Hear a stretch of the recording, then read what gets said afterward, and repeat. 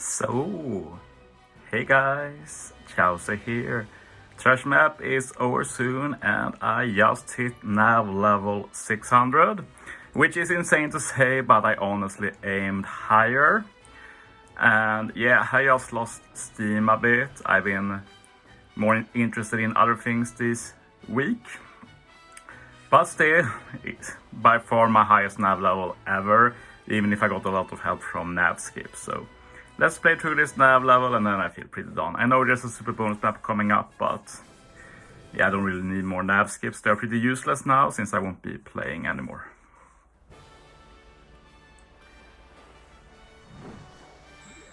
And yeah, might as well give these some use. Since this is the final round, like I can guarantee hitting a card with this. So just go for it. +1, I'll just use that, get the next card. It's been pretty fun using the card system now when it was all 100%, so going to be very boring when we move back to normal very soon. And yeah, guess I shouldn't use the pistol now since this is the last playthrough.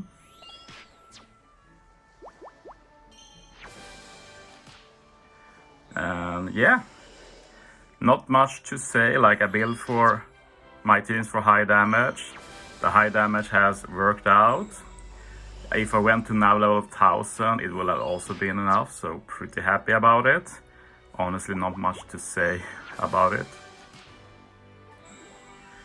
So I've had fun, and fun one-off experience. Don't think this is healthy long-term, but yeah, I do like that they try to do something unique for 10th, and they're doing it for Kisna too. But as I've said with Kisna, with like the big discounts and huge income of Kisna currency, like that should just be the standard to help newcomers. Like, it's not like the shop has anything for established players. It doesn't matter if you get 100,000 Kisna currency and stuff.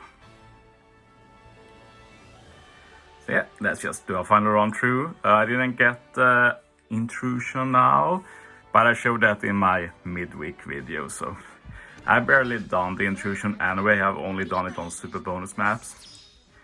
So yeah, some might wonder like you're nav 600, but you're only top 40, like what's going on? How hard are people going? And I'm probably higher nav than quite a few people above me. Not all of them, of course, but a lot of them. But I'm able to get this high nav level since I've barely done intrusion. So if I did ambush all of the time, like sure, I'd be higher nav level. I'd be a lot lower nav level, but I'd also be higher ranked. Maybe I could have got top 20. I think that still would have been competitive, but yeah, I don't really care about rank. I just wanted to get a high number. My goal was really 750. I could have gotten there, but I decided to do something else for a long time this Saturday. So yeah, it wasn't really realistic after that. And yeah, I still enjoy the game and I still enjoy Treasure Map, but I think I've lost quite a bit of interest in the ranking aspect, at least the top ranking stuff. But like, that's fine. I've already won 2 Treasure Maps before, like I don't really need to do it again.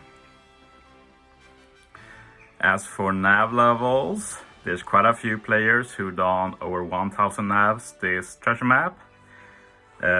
On the global server, Stay's going to win like his 5th or 6th Treasure Map. I think he's on at least 1200, probably a lot more at this point. I think 2 of my fellow TRA members, Garens and LS, have also done over 1000, and a few others. Quite a few on the JP server too. So yeah, amazing achievement, will be cool to see in the future. And yeah, like nav 1000 has been a goal that many have aimed for a long time. So in one way it's a bit boring that it was basically free. Like, of course it's not free, like I couldn't get close to 1000. But for the people going really hard, it was basically the same effort as like doing 600 navs before 700. So, and that's something quite a few people have actually achieved.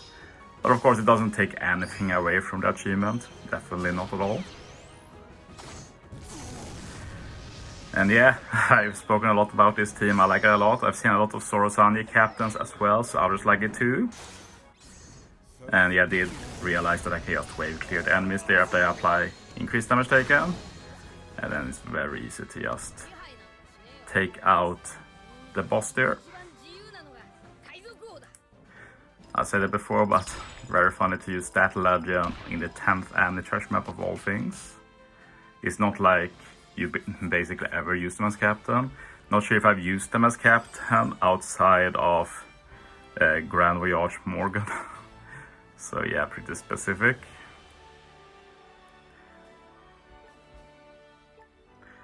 Oh, that was weird. Anyway, but yeah, one of the important reasons to keep an open mind and not just always think about like the meta stuff or only the boosted unit and such. Like when I did the team building, like using Sorosani was definitely not on my cards. But then when I looked at him, I was like, wait, they're perfect for this team. And that's a nice feeling. This team also turned out to be really good. Not exactly as I planned either. Didn't really plan that Shanks will give both color affinity and the chain boundary, since, well, two Shanks cap extend the color affinity by 2 turns. So I can wave clear stage 1, keep color affinity for final stage. And when you use Shanks special and you have color affinity, you get the chain boundary instead. So yeah, he also removes the barrier. Otherwise, using a special just for chain boundary is not really worth it, at least not on the final stage. Also uses the Sora chip so I can keep the chain boundary.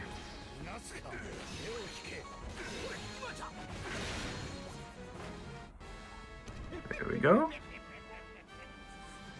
And yeah, next team is definitely the one I like the least, but I couldn't be bothered to change it.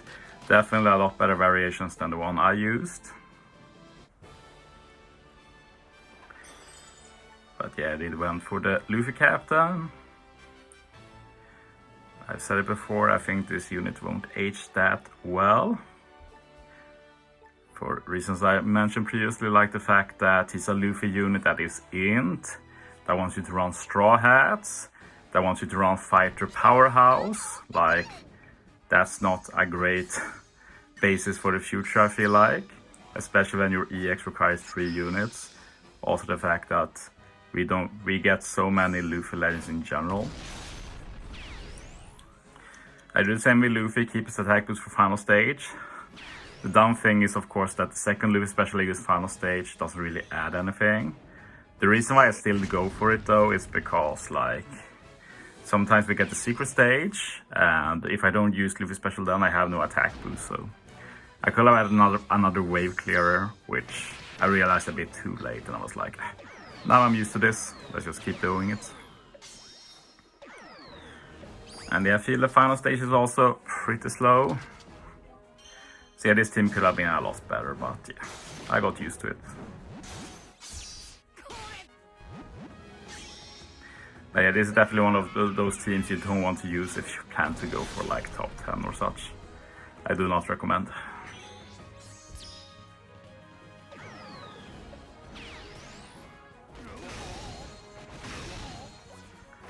So yeah, at least like when you're killing 2 hits it's fine, but as you could see there, soon 2 hits is not enough and the value of the team goes even further down the drain, so to say.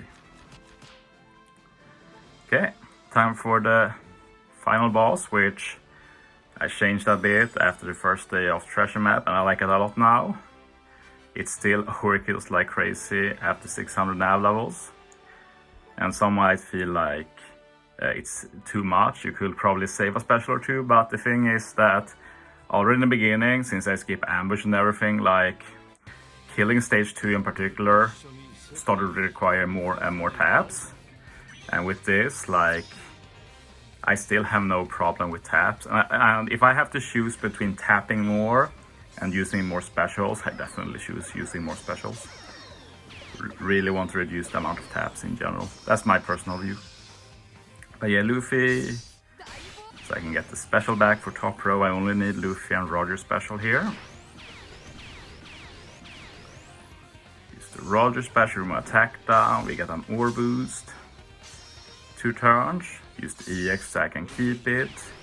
which means that for final stage, Ace can give burn conditional instead.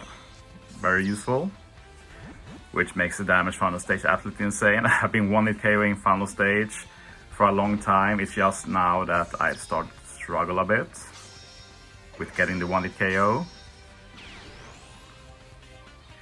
Robin special first is nice, since then Ace buffs her color affinity to insane levels.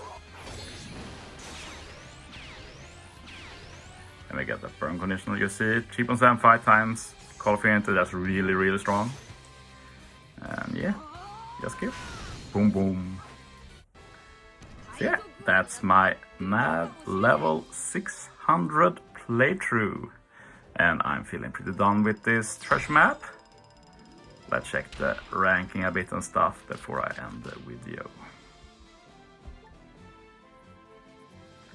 And also resources. I'll probably make a video about it in the future, but one big negative with the card system treasure map is that we get a lot less drops in general, since there's less focus on rainbow chests, which is a shame.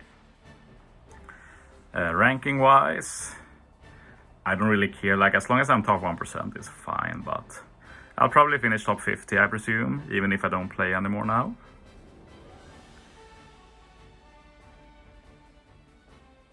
And yeah, I know a lot of people are asking me about the colors. Maybe I'll make a video about it or something, but apparently people find out that you could add colors and stuff to your name. There's people adding even more insane stuff. So yeah, top we have Stay There number 1, Garance and LS in the top 3. Like, they've been on the grind. They both were top 10 in the Blitz. Like top 5 even, I think, and how they're top 3 in treasure map. Just a few days later, they are insane monsters. Bonus Noob also was second place in the Blitz 5th tier. We have some other people who's done really well to get top 10. So yeah, GG's to everyone, going hard. As for my resources, like, I haven't got a lot of tickets, and I'm not wasting it on this trash. No. Do not waste your resources on an ultimate pen. Can check a bit with my limit break mats as well, why not? I have the problem of having a lot of gold keys and such, but not really that many limit break materials. I have lost a bit of interest in limit break expanding stuff, though that was very important for me before, but not as much now. But yeah, we'll see what I limit break expand next. But yeah, that's the end of this video. Thanks for watching, guys. See you next time.